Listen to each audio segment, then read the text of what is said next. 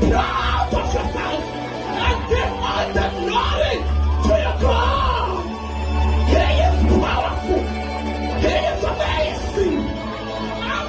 What you level one?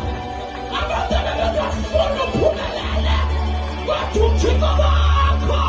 What trouble?